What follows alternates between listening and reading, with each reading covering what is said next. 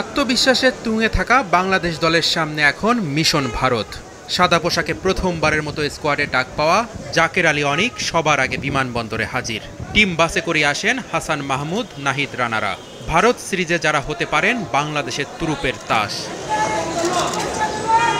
বাবার কাছে ভালো খেলার প্রত্যয় জানিয়ে বিদায় নেন তাসকিন আহমেদ। লিটন, মুশফিক, মমিনুলের চোখে মুখেও দৃঢ় প্রত্যয়।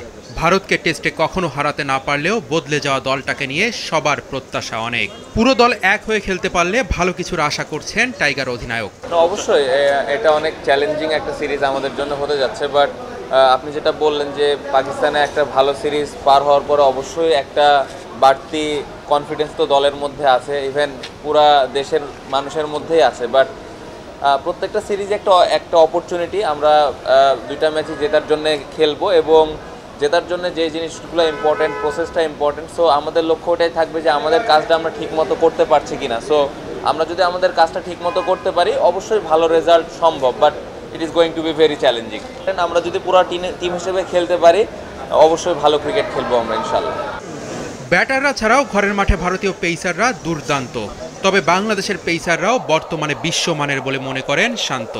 স্পিন এবং পেস ভালো একটা অবস্থানে আছি, বাট স্টিল এখানে যদি ওই দলের সাথে কম্পেয়ার করেন এক্সপেরিয়েন্সের দিক থেকে আমাদের পেস বোলাররা তুলনামূলকভাবে একটু পেছনের দিকে আছে। স্কিল ওয়াইজ হয়তো আমরা কাছাকাছি আছি, বাট এক্সপেরিয়েন্সের দিক দিয়ে ওই দলটা একটু এগিয়েই রাখবো আমি অবশ্যই। বাট স্পিনারদের আমাদের খুব ভালো এক্সপেরিয়েন্স আছে, যে কোনো কন্ডিশনে বল করার ওই অ্যাবিলিটিটা আছে। সো আমি এতটুকু বলতে পারি পেসার, স্পিনার এবং ব্যাটসম্যান যারাই খেলবেন এই সিরিজটা প্রত্যেকটা প্লেয়ার 100% দিবেন এবং আমি বিশ্বাস করি যে 5 দিন যদি আমরা ভালো ক্রিকেট খেলতে পারি তাহলে খুব এক্সাইটিং একটা ম্যাচ হবে। 65% পর্যন্ত বিদ্যুৎ বিল সাশ্রয় করে আপনাকে রাখে প্রশান্তিতে। ওয়ালটন ফ্যান হাওয়া বদলে দেয়। ইংল্যান্ড থেকে ভারতের দলের সাথে যোগ দেবেন সাকিব আল হাসান। দেশে না আসায় অনুশীলনের সুযোগ পাননি তিনি। কোহলির দেশে খেলার অভিজ্ঞতা সাকিবেরই সবচেয়ে বেশি। সেরা ফর্মে না থাকলেও দেশ সেরা অলরাউন্ডারকে নিয়ে আশাবাদী অধিনায়ক। অ্যাজ ইউজুয়াল আগে যা প্রত্যাশা করতে এখনও তাই করছে, খুবই ভালো। আমার মনে হয় প্রিপারেশনটা ওনার ভালোই হয়েছে।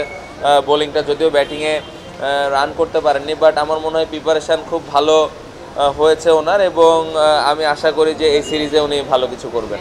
ভারতের বিপক্ষে 2 ম্যাচ টেস্ট সিরিজের প্রথমটি চেন্নাইয়ে শুরু হবে 19 সেপ্টেম্বর।